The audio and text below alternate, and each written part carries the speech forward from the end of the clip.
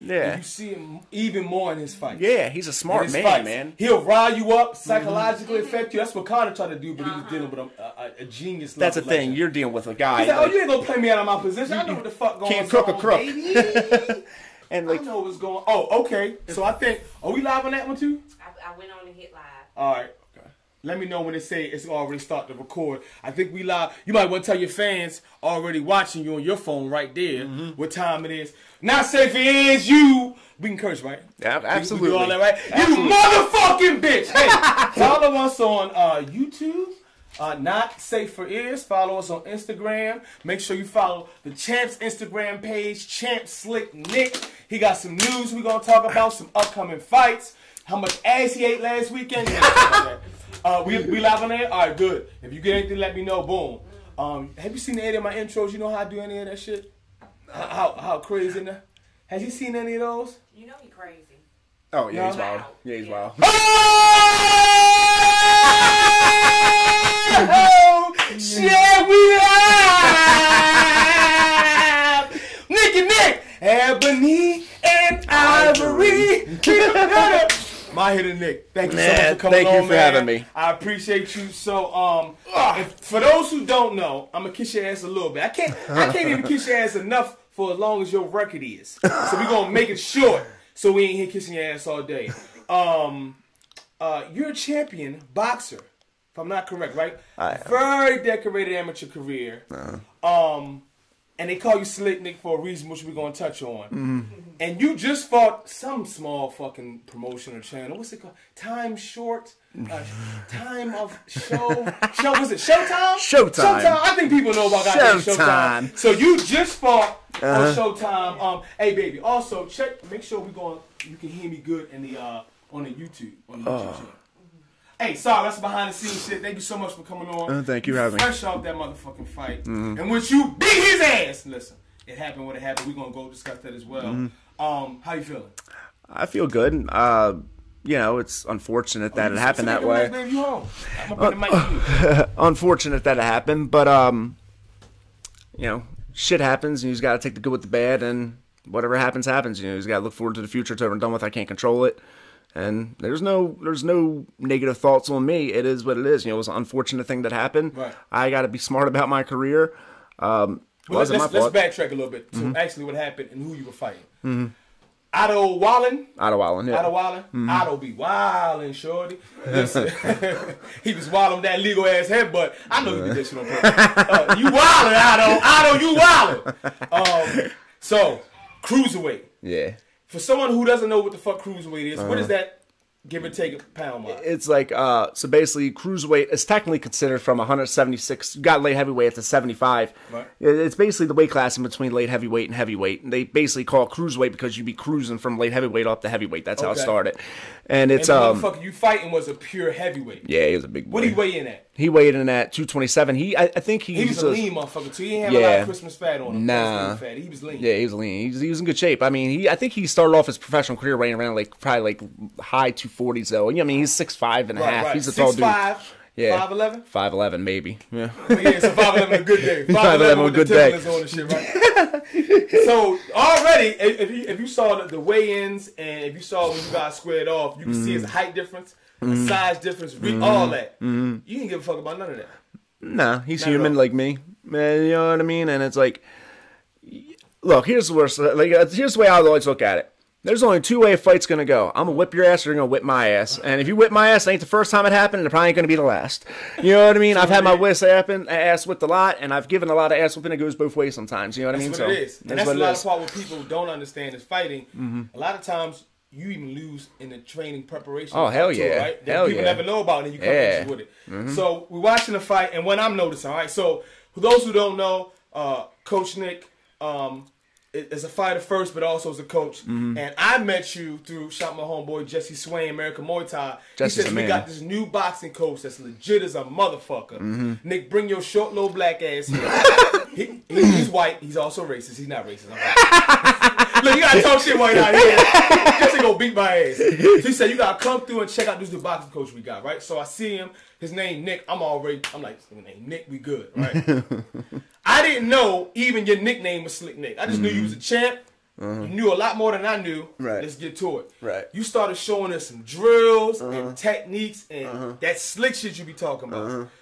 Instantly, I was a fan. Right. So fast forward to the actual fight. Despite the size difference, despite all the pros that goes towards him, I said, Nick gonna show us something slick. I noticed you started off from the jump, changing levels, the switch stances, and make sure you gave him different looks so he couldn't get comfortable. Invested in the body early with that nice sharp jab. You even snuck in the overhand right, trying to get over the guard. Was that the game plan? Like, what was your game plan outside of what happened with the headbutt that led to the stoppage? What was the game plan? How did you see yourself winning? Which I knew you saw yourself winning. I mean, but the whole plan was going to the thing. Obviously, I was like a 10-1 underdog. You know, he's a beast. You know, I mean, let's face it. I'm not a heavyweight. I'm far from it. I'm not even a full-size cruiserweight. You know what I mean? So it's like I'm basically fighting 2 weight classes heavier. But you know, as I've always said, man, the fastest way to achieve greatness is to accomplish the most absurd things. You know what I mean? That's what people are going to remember you for. So me and my father, my pops, that's my trainer, Danny. Shout him out. Danny Kisner. He was a the legend of Baltimore. Right? Yeah, legend of Baltimore. Yeah, he had like 16 amateur fights. He was 12-4. He won a state championship as an amateur. Never went to nationals or anything. You know, his main thing was coaching, and then he had 2 pro fights when he was like 40. He just did it because he just wanted to make the dream come true. That's gonna be my old ass, baby. Out there fighting with these young boys, getting fucked up. That's what's up. So he taught you a lot of all you know right now. Yeah, everything. And yeah, he's definitely the main, basically the main contributor to my success. Well, so when we were in camp, we were working on for the first few rounds, I wasn't even worried about winning. I'm always a natural slow starter anyhow because of my personality. I'm more of a crafty guy out of box you. So our main thing was for the first few rounds, was just try to make it as hard as we could possibly on Otto to make him frustrated. Once he starts getting frustrated, I have a very good way of irritating people when I fight them. You know, I guess it's the way I fight, the way I wrap them up. It's awkward and people get frustrated fast. And then we're going to start trying to counter over the top. That was the plan, obviously. And I actually felt like I was doing good with the plan. You know, there was a few times I felt like, okay, I have to trade. But, you know, I would also get on the inside real quick and grab him. I would decide not to punch because I would just try to do something really awkward and try to grab him.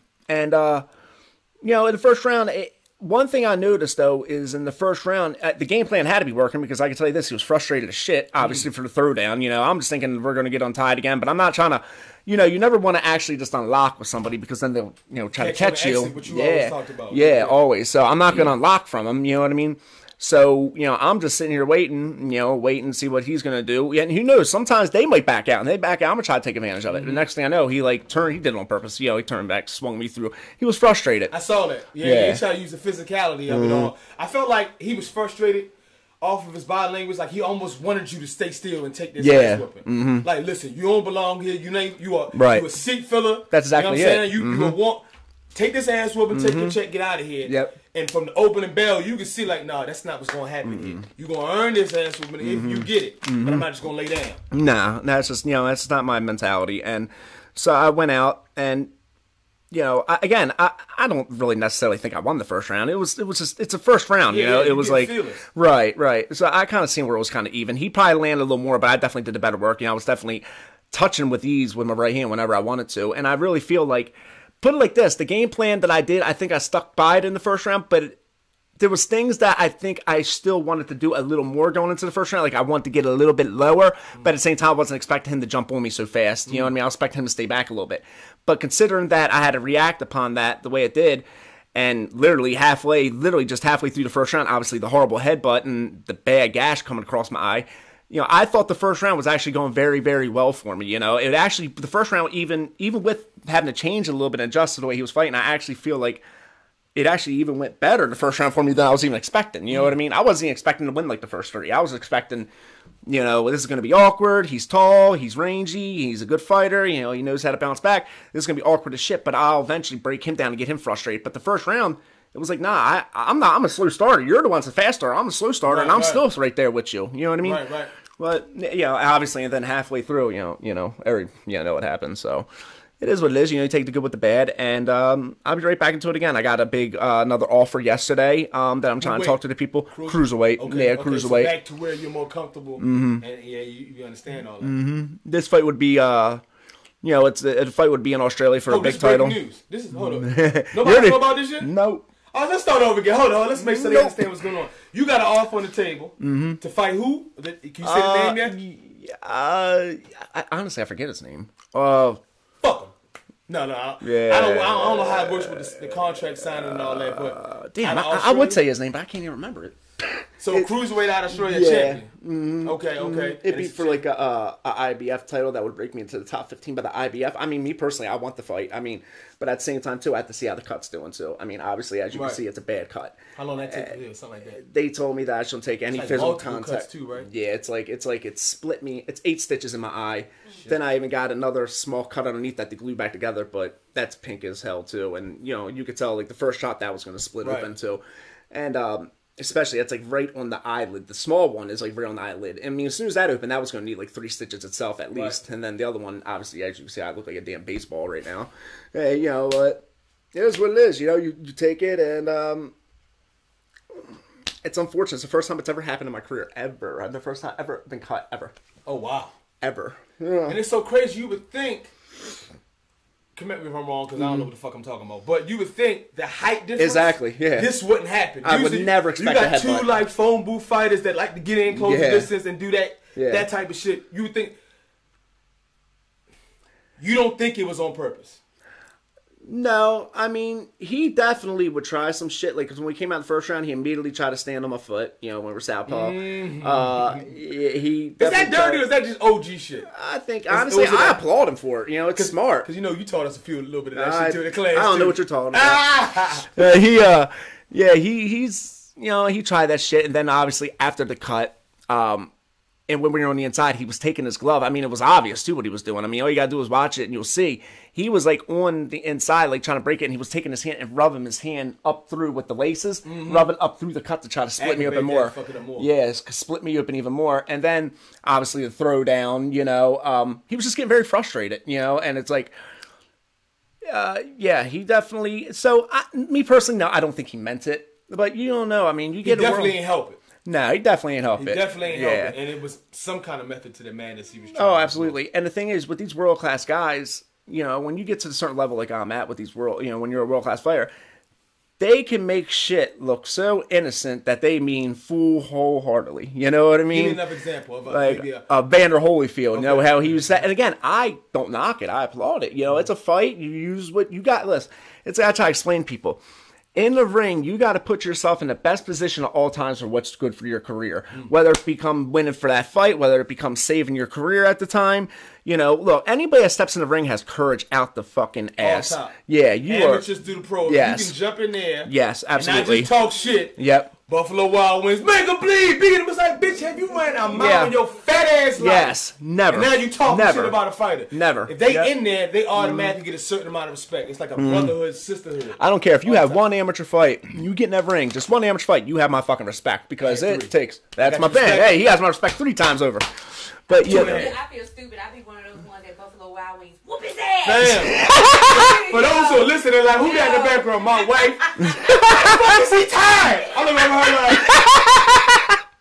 like, fucking fight, bitch. I'm like, check please. This motherfucker bugging. Check please. But that's unfortunately that's the general population. Right. A lot of people, when you're dealing with social media in all walks of life, we're gonna step outside of this boxing, but people see and they assume that it's easy. They don't see the miles of running, the sparring. When you get hurt in camp, and now you gotta take that residual effect, that damage into the fight, and then they say you complaining or you making up excuses. No, bitch, you just don't understand what's really going on. What it takes to get to this level. Yeah, it's true. You just hit it right on the head, literally. And I just said that to somebody the other day. I said, and he wasn't like, you know, somebody that was against it. Like, he was just like hearing me out, and he was like, wow, I never thought of it like that. I was like, well, of course, you know, you probably didn't because, you know, unless you're actually like, you know, a fighter that's had to do it and deal with it, you don't really know. It's just, you know, you can't know something you never learned before. You know, it's not, and that's why like sometimes like I don't hold it against people for thinking that way because they just don't know. You know, it's not their fault. It's that blissful ignorance. Yeah, it's just when they take it overboard, and you know, I mean, like you get some guys out here. You know, like people have been blaming me on Facebook since the fight and all that. You know what I mean? And it's like, blame you about what? you know, the fight went down? Yeah, and it's like, I'm sorry, my fucking high was hanging the fuck Ooper in a minute and a half after the first round, and I had to fight one-eyed. He caught you with a shot. No, it was a headbutt from hell. It was a headbutt. Yeah. You see the blood on his hand, so what else do you expect? And it wasn't like you just, you know how basketball, no flies. But this is natural. This is all natural. All right, what's going on? And you got right back to fighting. Right. So, fuck him. Yeah, fuck him. It is what it is. You know what I mean? It's like, I had some guy on my face. I had an argument with a few people on Facebook. And one of them's a fat motherfucker. And what gets me is, it's like, motherfucker, the only thing you've ever fought in your fucking life is obesity. Right. And how the fuck Yeah. It's like, motherfucker, you fight for your breath harder getting up a flight of stairs, and I fought Otto in those 3 minutes. You get what I'm saying? And it's like, tell you what it is. Yeah, you gonna tell me what the fuck it is. You should have bobbed and weaved. Yeah. Bitch, you think I don't know about bobbing? I'm not asking for your fucking recipe in the kitchen, you fat motherfucker. I want to fight. You feel me? And it's like, I can't even cook, old fat ass. Yeah, fat motherfucker. So, we love fat people, by the way. Actually, I'm a recovering fat ass. I'm a fat ass. Look, we recovering fat. We ain't fat shaming. We just saying, man. That's your motherfucking place, man. Sorry if I offended anybody. Was like, not sorry. Listen, by the way, this is not safe for ears if you can't read the fucking title. So, what's that? Oh, Steph got a question? So, we got Steph. You know Steph. We're going to get the question. Steph, please stick around. Hooray, homie. Please stick around. We're going to ask some questions. I'm going to jump into a few other things. So, we passed that point. The fight is what it is. You got something lined up. That's great news. I cannot wait to see this shit. Thank you. But it's almost stereotypical for us just to talk about this type of shit. And we've had conversations before and after classes. I like where he came from. Right? So I got some other questions I want to ask. Yeah, you good. Like I said, I don't know how many. Do you know how many fights you've had? Just period. Like amateur, professional. Right. Just don't I get know what people you're saying. spar around. How many fights? Just give me a quick number. How many fights you think you've had? That's a lot of fights. I think it's 147 overall now. 147. Yeah. Goods, bads, mistakes, victories, crying. What could you tell a fighter if you could go back and tell Lil Nick? Don't start too young because Lil Nick like, get the fuck out of my face. But if you caught him right in that sweet spot where you could actually sit Nick down and say, Nick, let me tell, I'm from the future. This is what you can expect. This is how you can maybe avoid certain picture. What are maybe 2 or 3 things like, look,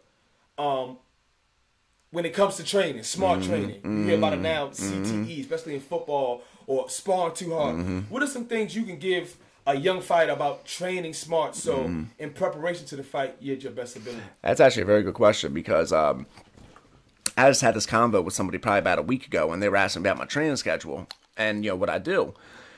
And the guy goes, well, man, that's really it? All you do? I said, because, always everybody wants to see that you do more. I said, listen, when I first turned professional, and I'm going to say it here because it's the truth. When I first turned professional, I would work out like 2 to 3 times a day, like 6 days a week, spar like 4 to 5 times a week, this and that. It's different than when you're 18, 19 years old and you're a kid and you had the energy to do it. Right. I'm a couple years now away from pushing 30, so I'm still young for overall life, but you had to remember, as I try to tell people, I've been fighting since I was 5 years old, so it's 23 years in the game now. So you're really like 55. Yeah. This Literally. Been hit more than you can think of. So that's what you're saying. And it's like, you learn of course you still got to work hard, but there's a fine line difference between just working hard and working smart. You get what I'm saying? Rest is just as important as anything else is. We are human, Yeah, exactly. And that's one thing I think it's my rest is that I pay attention just to rest as much as I do now. I make sure I'm in shape. I work my ass off. Now, instead of doing like 2 workouts a day for like 6 days a week, I spar in like, 4 to 5. I was just, as a kid, man, like I guess I was just a kid. There was like no fucking boundaries for me. You know what I mean? I would just get in there and spar a heavyweight and, I was a kid and, of course, I was an arrogant kid. I'll fuck you up, and the next one comes, I'll bust your ass too. You know what I mean? Round after round, you know what I mean? And that's just your mindset when you're that young. But the older you get and the more you mature, obviously, you realize, like, is this really the smart thing to do? It's like you just go about it in a different way and you think about it. So the main thing, too, I think, I try to explain to somebody, for example, okay, you think about the game differently over time, too. Like, for example, when I first turned professional when I was, like, a teenager, I was, like, 18, 19 years old. It was all about how should I say this? Like, you didn't think of it as a job. You get what I'm saying? It was something you love to do, and you're going to be the best at it. But the older you get and the more you start having bills come in and you actually have to start living a life, you start thinking of the fight game as a business. You start thinking of what puts you in the best position at all times to keep making you money. Look, I don't know too much in this life. I don't. You know, boxing has been what it's always. That's the only thing I ever had. Once this is done, I am fucked. You know what I mean? I got to find another field in it, which I'm sure I can. Which we're going to talk about a little bit. That we are. Wink, wink. But, we're going to be drug dealers. No. All right, so we're talking about understanding it's a business and it's not just fight. Having plan B, C, D, and even if you just have a plan A, understanding that it's multiple forms of revenue streams you can get off of it. Training smart so you have a longer career versus he was always tough and went hard, but you in and out. Like that. Exactly. I mean, it really is like a job, you know. Like somebody asked me, and I'm gonna be honest, I'm gonna tell the truth. They're like, "So you love boxing?" I can tell this and that. I said, I love it when it comes to the actual sports side of it, like the history of it or learning about it. But when it comes to the actual fighting of it, where you have to deal, like you just said, the politics and actually living the life of it, fuck no, I hate it. Like, you know what I mean? It's like, you know, and it actually goes back to what you were just saying when I said when you hit that on the head perfectly. While I was explaining to the guy, I said, think about the life of a fighter, okay? And everybody that's watching this, I'm explaining it to you, and I promise it's 100% real. You wake up every fucking morning. For example, my situation, I've been doing it now for 23 years. You wake up every fucking morning and put your body through physical and mental pain every fucking day, pushing through exhaustion, pushing through injury, pushing through somebody beating on you every fucking day. Then you wake up the next morning, guess what? You do it again, and you do it again, and you do it again. You might be sore. And you might be sore. You might have been lightly concussed. Yeah, and you don't give a fuck. You just got to keep going for it. Yep, and that's the reality of it. And it's like, and at the end of the day, 90% of fighters don't have shit to show for financially. I'm a good fighter, obviously. I mean, I've won major national championships as an amateur professional, made to the world championships as an amateur. You know, obviously just had a big televised fight on Showtime, even though, and unfortunately, I'm about as good as you can get. Now, obviously, I'm not the best at it. No. Keep kissing your ass. Fuck that self-deprecating shit. You the motherfucker. Continue. But, you know, consider where I'm at. Like, I'm at a very small percentage at the high top. And I can tell you, I'm definitely not living freelance. I'm trying to survive like everybody else. I'm trying to survive just like everybody else is, you know? And it's like, the people don't understand this now. It's like, and now, like you were saying too, like with opinions that people have on you too. Okay, think about it. Like if you go into a fight with Showtime, right? Like, for example, perfect example, what happened to me the other night, right? I trained my ass off. I've been here for 23 years, fought, and I've proven I have courage out the fucking ass. Look at all the wars I've been in, dude. Right. I've had 147 overall fights now. I've only been stopped one time ever, and it was by a body shot in Belgium against a great fighter, Riyad Murray. Right. You know, look at, you know, now here, I put myself through this physical and mental pain all these years, train my ass off, go to fucking war. I've had 147 fights. Step in the ring one time, you got fucking balls. You know, let alone 147. Right. Yeah, 147, I think you're just fucking crazy. And training camps. Yeah. Too. Yeah, 147 training camps with sparring rounds. Yeah. With injuries. You ain't just walk out of there every day Sugar Ray Leonard. Nope. Ali. Nope. You was Ali. You was Ali some days and you was Ali some days. Yep. Ken Norton. You know what I'm saying? Like you would take you with the motherfucking nail. They don't never think about that. Nope. I've had, you know, fucking tooth missing. Show me again. Show me. Tooth missing. Fucking bone sticking out of the right hand of mine. My middle finger's going the opposite way. You know, as you can see, my nose, my hat. I was told the other day when I just got the concussion for like the headbutt. Right. When they did the concussion test and all that, I was told that I have a completely. The lady told me one of the worst deviated septum she has ever seen in her life. She goes, your nose is completely on one side. You know, I've broken the jaw on the left side. I've torn a bicep. I've torn my rotator cuff. I've broken ribs here. But they collarbones. They see one fucked up conclusion to a fight, and now none of that matters. Yeah, exactly. How does that make a fighter feel of your caliber when you know, when your family and your friends know, the people who bled in the ring with you know, everything you went to get to this point, and then you had this fucking fat person we sorry, fat people we sorry, but you got this fat fuck who. No disrespect, maybe has done nothing compared to what you've done in your amateur career, and they just immediately throw all that shit away. How does that make you feel, and how do you think other fighters feel? you did a lot of times, like, not suicide. I'm not trying to put that on you, but it's like, what the fuck am I doing it for? If I give you all this, and then in return, that happens, and then you throw all that away. How does that make you feel at the end of the day? Yeah, of course it angers you a little bit, you know, but at the same time, it's like, how should I say this? Like, it's like, you know, it's like the saying goes, those who anger you control you. You know what I'm saying? And it's like, I'll be damned if I let, you know, roly-poly-oly fucking, you know what I mean? Piss me the fuck off. Roly-poly-oly. So, piss me off. You know what I mean? And it's like, you know, for example, the other night, okay, I get headbutted a minute and a half, literally a minute and a half into the fucking fight. My eyelid is hanging the fuck open. I can hardly see. It's all blurry from this goddamn side. You know, it's like the fucking vision's blurry in this fucking eye. Blood's running into it. And then, you know, I can hardly see. I'm trying to fight this big son of a bitch as it is. Then, okay, so we go to fight, right? They ask me, can you see? I'm going to be honest with you. Sorry that I just so happened to get, unfortunately, headbutted the shit out of it a minute and a half into the fight. And what am I supposed to do? My fucking eye's hanging open. There's no way the fight would have went more than 2 more rounds at tops because they would have had to stop it. He the target. If he was a small fighter, he had target. Yeah, and it was going to get worse. And my corner, even my cut man, who's one of the best in the world, one of the best in the business, he told me after the fight, he's like, bro, he goes, I wasn't trying to, he was like, I realized, he goes, I was in the corner when I was trying to, when I stuck the adrenaline, remember when I was like, ugh, every time you stick the adrenaline in the cut, it burns like a bitch at first. And that's why I was like, ugh, because I was going through the burn. But when he stuck it in, he was like, man, that was bad. He was like, I was thinking about telling your pops after the second round, man, Danny, like, we're putting his career at risk here for nothing. Yeah, it could be over. It could be, like literally, you know, I was told by the lady who's looking at it, because, you know, not even is it long, I got 8 stitches ready across here. She even said, she goes, it's more even wider and deeper. She goes, sweetie, she goes, it's good that they stopped it. You could have fucking, you know, detached retina. Man, career is over with. Career's over. It's not even just a career, right? Because a lot of times we put so much importance in our different career plans, whether you're a fighter, you are an accountant, you whatever, and you realize there are much bigger things like quality of life. Exactly. You're in your late 20s, early 30s, and you can't see off your right hand. Fuck boxing. Yeah. I'm trying to live. I'm trying to live life. Yeah. Everybody's a human, has a family and shit. Nobody wants to go blind. You know what I mean? And it's like, I have a detached retina. Now, here's the thing, you know, and now, you know, there's always certain types for certain situations. For example, if it was caused by a punch and they're telling me you stop, you lose, then hey, fuck it, I got to keep going. You know what I mean? Right.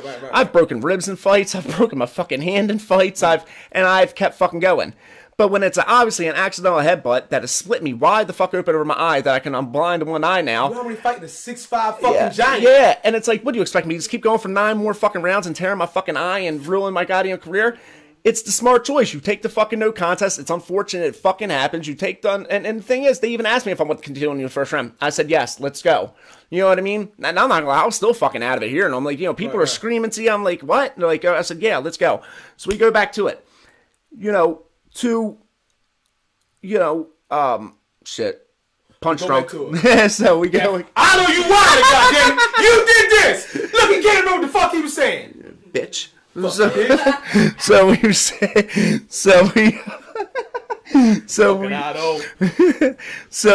you know, now I'm fucking basically, you know, literally it's like Raul Marquez, who was one of the commentators for Showtime. I ran into him after the fight, and I turned around and he goes to shake my hand. And I said, hey, Mr. Marquez, a great guy, very nice guy. He goes, I want to tell you, boy, he goes, that was a very smart decision by you and your team. He goes, you got cut. He goes, it was unfortunate. It wasn't your fault. You got cut very badly in the first round. He goes, I could tell you couldn't see. You're trying to wipe the blood out of your eye. He goes, what was the point of even going on? He goes, then you're risking taking a loss. It gets to 4 rounds, then you're going to the scorecards. Who's to say that you don't even get caught by something at that time because you can't see fully, or you're taking the risk of losing? It's smart, man. You take the new contest, you still get paid, and you go right back to it again. And it's like I even told them, I am all for a rematch if you want to do it. Woo!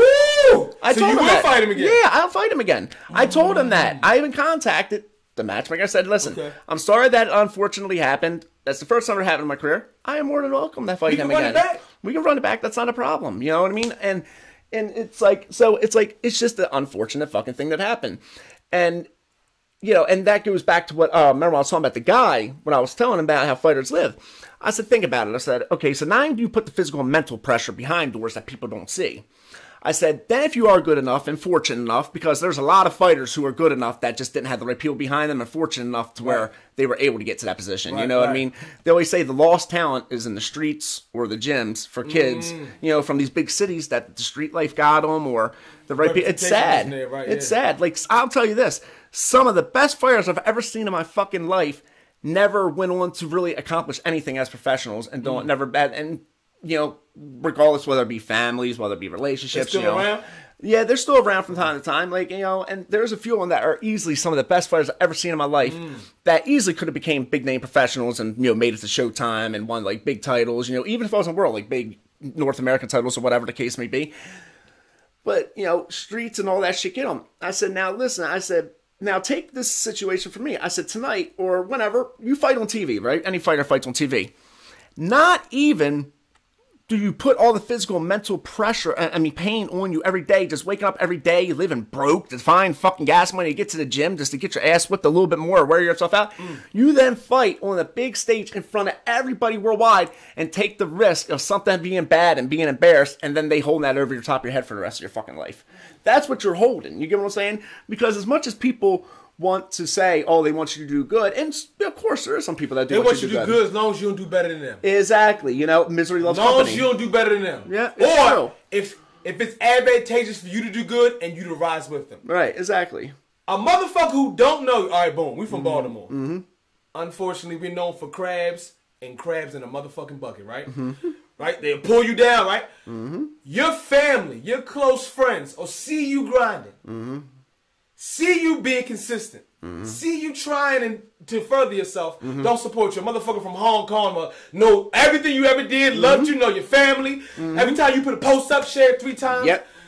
That's just the way it is. That's just the way humans are. You know what I mean? It's the way it is. It is. It's sad. And it's like, you know, it's like it doesn't bother me too much in a way. I don't let it get to me too bad because I know the next fight, I'm just have to look forward to that one and go to the state the first time that something fucked up's happened to me. It wasn't my fault. I got the fucking shit headbutted out of me a minute and a half to the first round. You know what I mean? And I even said I continue fighting. It just happens. You know, it's unfortunate. I had to take it was smart for me to take no contest, you know, before I literally wound up taking a chance of losing in a damn fight over something that wasn't even my fault, and even more so, that's just taking it lately. Who said I couldn't even lost my goddamn career in the other night? Fam, I think, now listen, like I said, I'm not a boxer. Right. I'm not a promoter. I don't really understand the game and the business side of it. But face value, I think it worked out perfect. Yeah. You got the exposure. You got your paycheck. People are now going to say, okay, what's going on? They already, if they know you, if they knew about you, they know you, right? But the few fans that are now aware of you, now you get a better second showing against someone within your weight class and really show you already won. In my opinion, you stepping in there against somebody of that caliber, that size, of all the disadvantage you already won me. And then now you didn't take any unnecessary damage that's going to now carry you and affect maybe your next fight. You got to cut, but you got to heal up. You got to worry about scar tissue, but then like you got residual effects of a concussion, or another broken jaw, right? Exactly. Something debilitating with your arm, don't you know what I'm saying? So, oh, you know what? I'll take that. Right. Oh, Roly Poly gonna say what the fuck you gonna say. Yeah. But, you know, you already got something lined up, so that's dope. Thank you again for coming on. We're not done yet. Follow us on Not Safe for Ears, YouTube, Instagram, Spotify, all that. I want to touch on some other stuff, right? What keeps you up at night? And when I mean what keeps you up at night, let's hop off the fight and shit. If they're sitting here and they're still watching this, they want to know what makes you you. And we all have our interests. We have what motivates us in the public's eye. But it's we've had conversations and stuff that just resonates with you, right? When you up at night and you can't go to sleep and you thinking, outside of porn, what time McDonald's closed? Is Taco Bell open? Is it fresh dog food? Taco Bell is old. What is it? It's like, yo, what is it that interests Nick to the point that Nick puts deep thought into this subject? And sometimes it's like, I can't get it out of my head. What is it that no one knows that you would like to share? That's a very good question. Honestly, any hidden interests? Photography, science, cooking, anything that's like, oh man, I love learning about history. You love history? Love history. Drop some for us. You know, just anything about Eastern Europe, Eastern European history. Some of your heritage, heritage. You know, my family, grandmother, mother's family are from Chechen descent. You know, southern Russia. Some tough motherfuckers. from what I Here hear. we are, Men of Steel. Some tough motherfuckers. So Habib, he's one of them. That crazy bastard. Right. But he, you know, it's like, you know, like learning about history. I love music. Love it. You know, I love it. I love rap and rock. You know what I mean? Okay. Love it. Okay. Huge fan of Eminem, Tupac, Biggie, Kendrick Lamar. Can't lose with those. Yeah. You like any of the new school kids? Any of them? Any? J. Cole, maybe? Yeah, honestly, I'm a huge fan of Kendrick, for sure. Okay. But there was a, holy shit, I'm getting punchy. This boy, Amine. You ever heard of him? The rapper Amine? Where you from? I know he's a Reach fan. I don't even know where he's from, man. But I started just listening to him. He got the song called Black. Boy, sharp lyrically. I like him a lot. You know, I like him a lot. You know, I like Machine Gun Kelly. You know, I like a lot of rappers. You know what I mean? Jadakiss, love Jadakiss. Jadakiss said, if you claim that you like rap and don't know who Jadakiss is, they ain't shit. Don't even mention rap ever again. I know who that is. Roly Poly probably like that. Yeah, he probably. I love rap. Who Jada? I give him that accent. He could have been anybody. Why would I make him a country white boy? He could have been anybody. That was racist. No, he's a country white boy. He's a country white boy. All right, we good. History. I know we was talking about some conspiracy theories. Mm-hmm. You got any that you wanted to share? It don't got to be anything crazy Baltimore related, nothing like that. But and nothing racial, political. But is there anything? When I was trying to get to, sometimes when I'm not smoking weed because I don't smoke weed.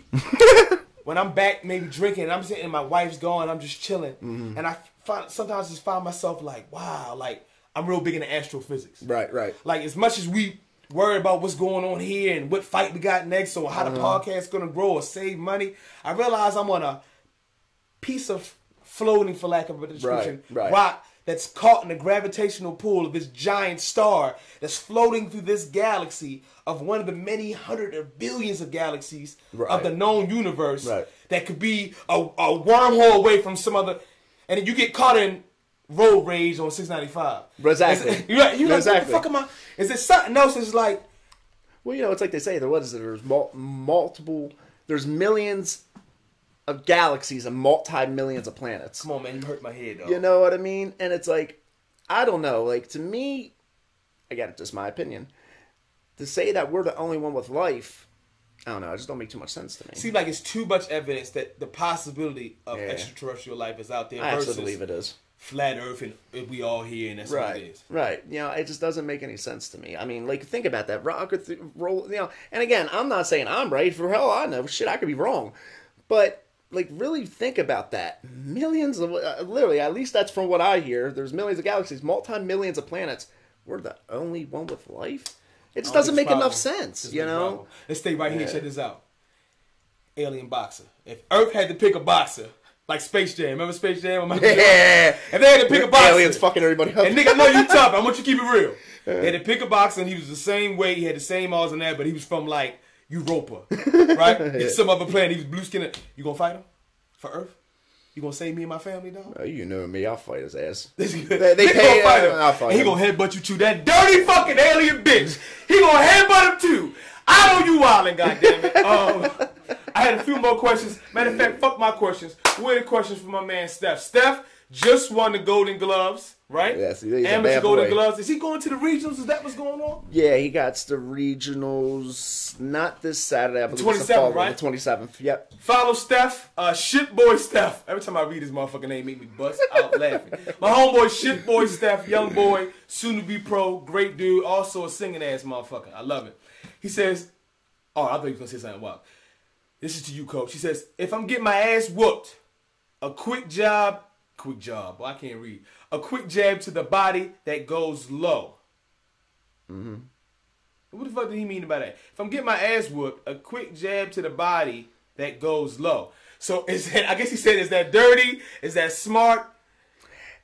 Is that... Yeah, you know, it's just, again, sometimes when you're in there, you gotta do some things that are the best for you in your career. Like punching him in the dick.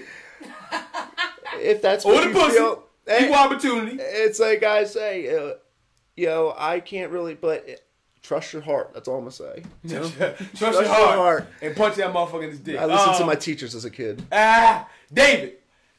David, how you pronounce his last name? I can't read. Can you read that? Buettner, Brooklyn Buettner? Park in the house. Oh, Jesus, calling out my neighborhood. All right, so look, you want to shout out the neighborhood, South Baltimore, Brooklyn? You got any OG boxes you want to show some love to real quick? Because we all got here because somebody else put us here, right? Somebody taught us, somebody whooped on something. Right. Who you want to shout out from Brooklyn? Brooklyn, Maryland, South Baltimore. Right, South Baltimore, right? South Side, yeah. South Side, all right. Make sure I Yep, South Baltimore, South Side. Shout out to my father. Big Daddy. Danny Kisner. And I'll say shout out to Any the young boys coming out you can show a little love to on your platform? Joey VZ, a young kid. Okay. Yeah, he's from Brooklyn. Okay. Yeah, he got a little something. He can Okay. fight. He's been out for a little while, but hopefully he comes back soon. And All right. he can get his career going back again and doing good.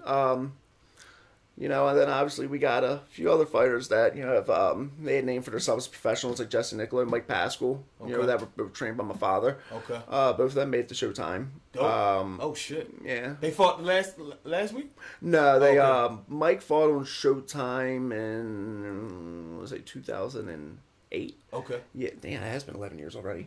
He fought in 2008 against Andre Durrell, and Jesse fought on Showbox. I want to say 2011, maybe, against Jermaine Taylor. Oh. Yeah. Nice. Yep, and it's just cool. We all got to live the dream. We all got to made it to the big stage on Showtime. Obviously, well, Mike Pascal's. It's actually crazy because all three of our situations, of all three of the fights I just said, all ended like fucked up. Mike got hit by a punch against Durrell, split him right down the middle, like he got hit in the head with an axe, but because it was a punch. That's what it was. It was a loss, you know Right. what I mean? Where, obviously mine was a very bad fucking headbutt and a no contest, and Jesse got a bad stoppage. He got really fucked against Jermaine Taylor, They jumped in and stopped it.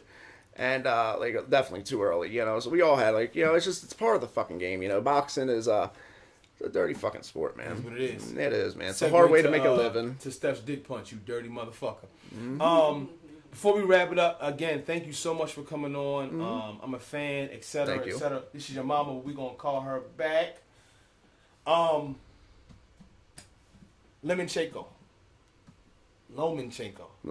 Why I say lemon? I'm hungry as a motherfucker. Lomachenko. Versus Javante.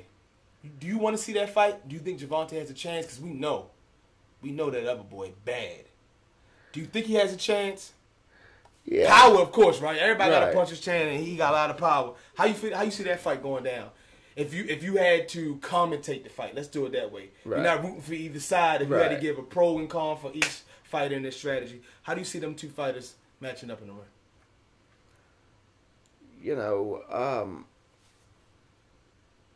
Lomachenko, he's on a different fucking planet. Like, you know what I mean? It's almost scary. You feel like he's cheating. Yeah, and Gervonta Davis is a fucking prodigy from a whole nother planet himself. Right. He's great. He really is. And what are the keys to victory? I They always feel say like, shit like that. I feel like with Lomachenko, I feel like if he was the fight Tank, he would try to put as much physical pressure on Tank as he possibly could. Not let him set up. Yeah. Tank is more of a. Is he more like? He has times of aggression, but is he more like a counter fighter? Watch you make a mistake and pay. Yeah. Or is he a forward pressure the entire time and make you make a mistake? I think Tank again, he's just so much of a special fighter. He can do it all.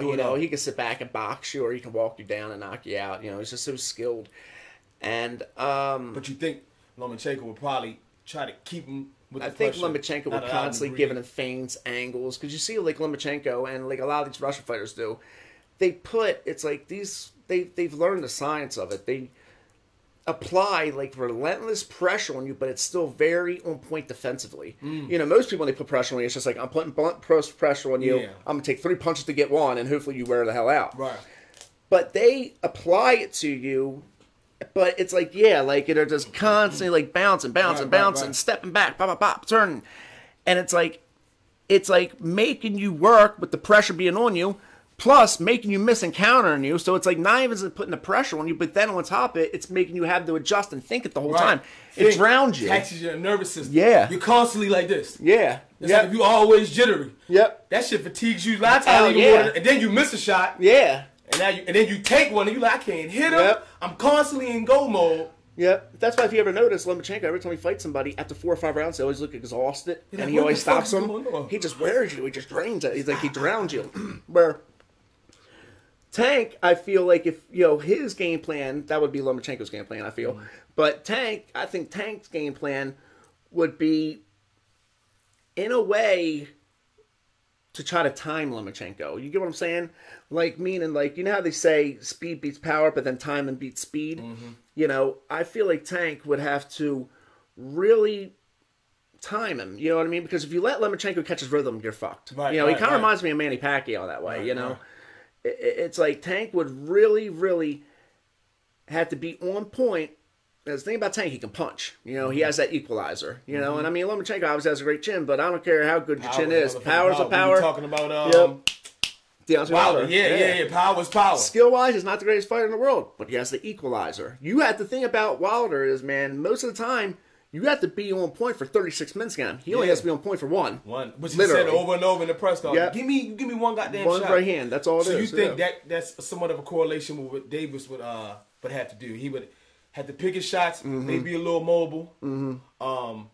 But when he lands hard and make him respect. Get his respect and early. Yeah, early. Like, this is sending the message, like, you know what I mean? I'm here to hurt you, and Tank would, He ain't got a problem with that. No, Tank's a beast. And,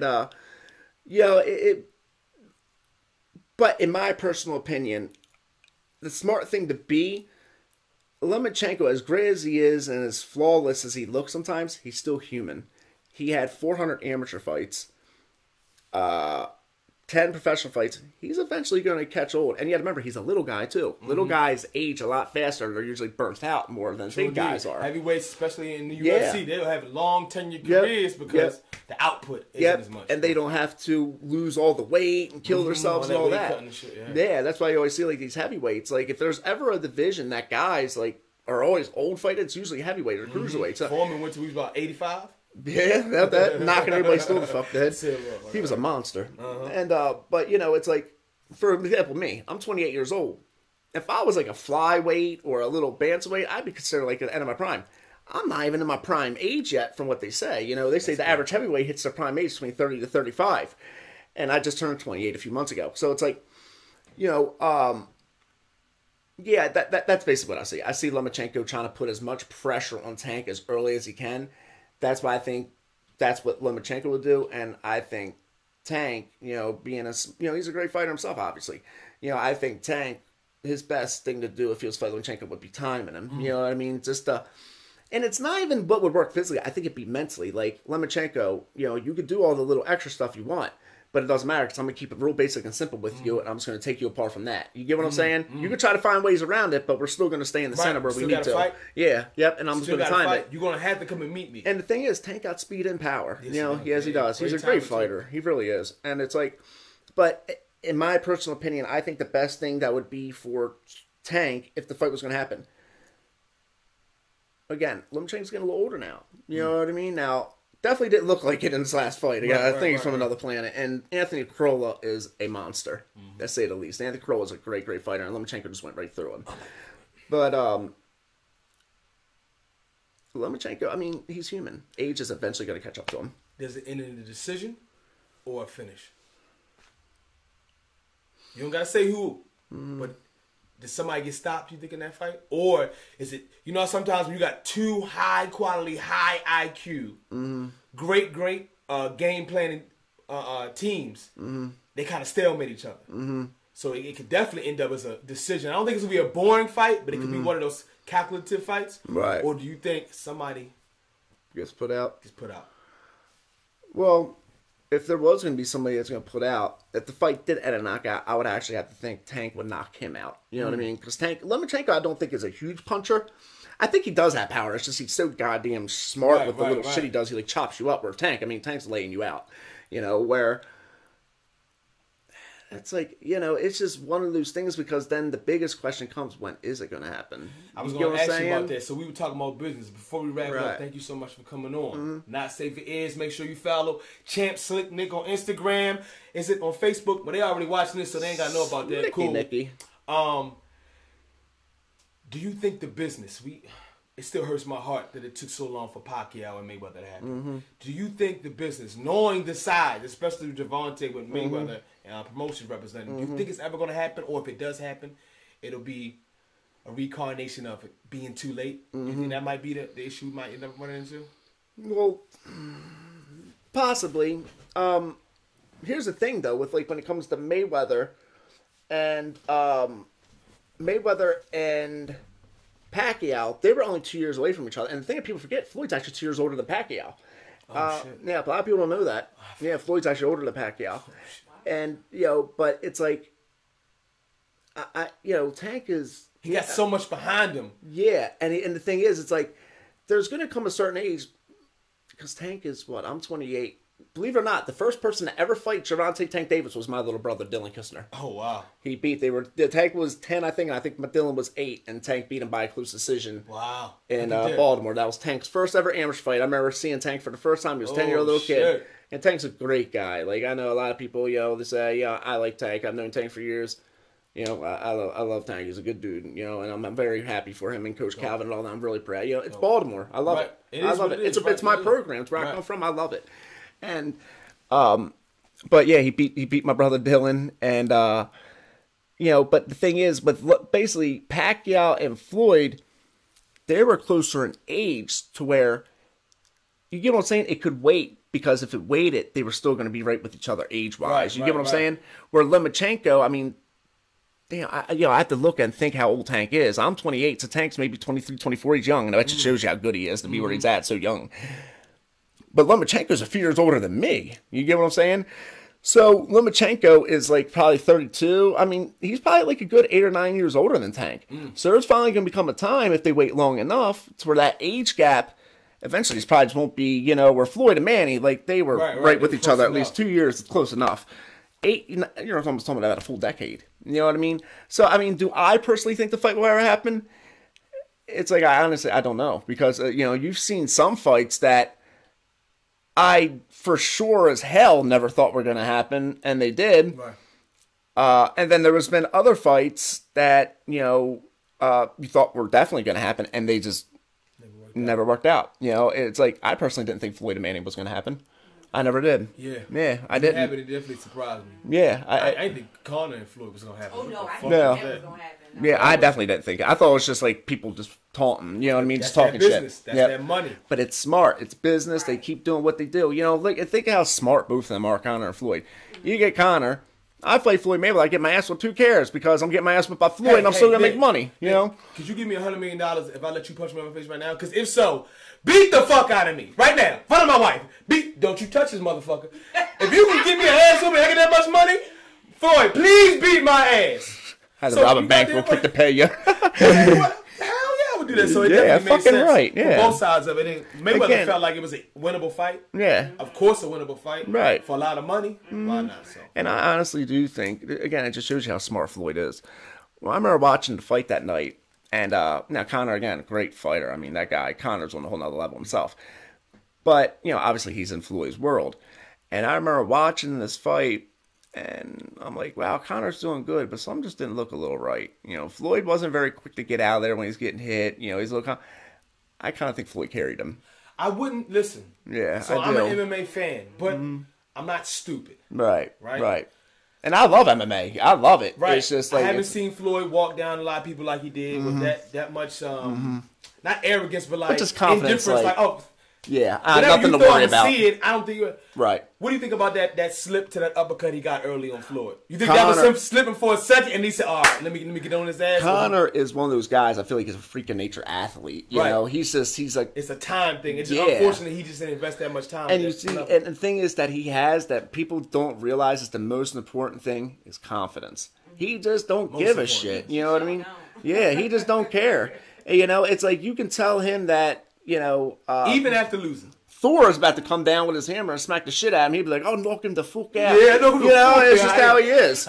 He's crazy, and it's like, and guess what? It might not work for him every night, but guess what? If that was his mindset, it did him pretty damn good. Right. You know what I mean? And Floyd's the same way. People get mad at him. Listen, there's a big difference between being arrogant and cocky. To me, cockiness is more of a confidence thing. Arrogance is more of you think you're better than people. That's not right. You can't be that. Everybody's human, right? But cockiness, like when it comes to great fighters like Floyd and Conor, who have accomplished so much. They tell you they're going to whip your ass and they're going to do this and that. Are they fucking lying to you? Because it looks like to me they did it. You know what I mean? Like that's why they had so much success. They did. You know. I would even say not so much cocky, but confidence. Confidence. Yeah, exactly. I'm confident. I'm not arrogant or cocky in the sense like I don't deserve it. Like no, I ran the fucking miles. I put the work in. And I believe I could beat your ass. Yeah, exactly. And this is the show business. I can't be like Fedor. You know Fedor is. Yeah, yeah, of course. Some motherfuckers' reputation precedes themselves, and you could just whoop everybody's ass. But some people, you got to sell it. And that's a part of the game. We don't want to just be like, who fighting? The too quiet dude. Sometimes it got to be somebody who's selling the fight. Yeah, it's business. It's about, again, when you turn professional, it's like people don't understand. It's like when you get to a certain thing, and even for amateurs, it's the same exact thing. When you get old enough, there comes a certain time in every fighter's career where they finally figure it out. They get it. You know what I mean? I was young, and I was like, it was all about like fighting this person, fighting that person. I would spar. I bit my side of my tongue off one time to spar and kept sparring with it. Like, what the fuck is wrong with me? You know what I mean? Thinking like, hey, maybe I should. Yeah, now me thinking, I'd be like, what? You fucking idiot, stop. Like, you know what I mean? Like, back then, I just didn't think about it, you know? That's also what makes you a fighter, though. Yeah, exactly. See, we sometimes, as normal people, right? Oh, roly-poly, fat-bowly, right? Stop! No, what are you doing? But what makes you a fighter and a great fighter is your ability or inability to follow what everybody else does. Right. Who the fuck says, hey, I want to go in there and fight, get fucked up, or fuck somebody up over and over again when no one's watching, when no one cares, when the money ain't there yet. You know what I'm saying? You're doing that before the spotlight comes. Yep. So you're already wired differently, and if I even have to compare myself, which I am not trying to belittle anything you did. No, I got you. But if I'm looking at myself, I knew early on when I fought damn near in my 30s, a WKA amateur, it was more of just a bucket list thing. I knew that I'm not willing to do what that young motherfucker over there is doing over and over again. Right. And I'm not willing to take that type of damage and all that. And that's okay. But other fighters are. Steph being one of them. Right. Don't give a fuck. Yeah. Let's go now. Let's go tomorrow. Yep. I don't need no money. I'm like, I go to work tomorrow. I got to be there at 8:30. 8:30. And they ain't trying to hear your hands don't work. You know what I'm saying? So you got to have that, not blissful ignorance, but that just bull, wholehearted stubbornness to be like, no, I'm here to fight, and I could beat everybody. Right. Even if you know you can't beat. No, I can fuck up everybody. Right. So that's just what it is. Look, man, I'm not going to hold you up anymore. I'm so thankful that you spent time to come and rap with me. No problem. Let's talk about, real quick before we get you out of here, you got something we was talking about you doing.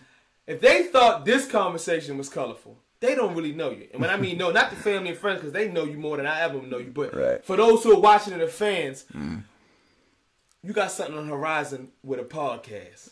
Yeah. We ain't got a title yet. We ain't got a title yet. We ain't got a theme, but you are looking and delivering some kind of program for, was it just boxing lovers, or do you maybe want to mix in something else? Yeah, definitely boxing be the main thing. It's probably going to happen sooner before later. Okay. Because it's been on my mind now for a good while. So they should look out for that. The stitches were thawed there. I thought I was bleeding again. I felt like something run down my face. Boxing, but I would like to even talk about regular stuff. I mean, obviously, anybody who knows me has known that I've lived a fucking wild-ass life on top of it. So, yeah. We'll figure that out. Stay tuned to that. Something will be coming up. Absolutely. Any way I can help you, any way I can plug you in, we're going to make it easy for you. Thank you. Champ, your next camp, whenever it starts, keeps us updated so we can let everybody know on our side what's going on. I'd like to maybe come through the gym and maybe we do like one of those HBO Showtime one-on-one pieces where I follow you around, I ask some stuff, and we get some footage. Just to let the viewers know who, like you said, on roly-poly fat ass, who don't understand what's going on behind the scene, what leads you to take that walk. Nah, I think we can put something together and make it interesting. I appreciate it, man. That feels great. I appreciate you. Slick Nick, Champ, Slick Nick! God damn it, not safe is you. Oh, real quick, before we done, you eat ass, right? No comment. No comment. All right. I mean, you see the big. He eat ass. Not safe is. Follow us on Instagram. Follow us on YouTube. We have dope guests coming up, dope content. We love you. We thank you so much for stopping by. Thank you. Thank you for having me. Thank you. Thank you. Thank you. Boom. Let me go ahead. Oh, you good?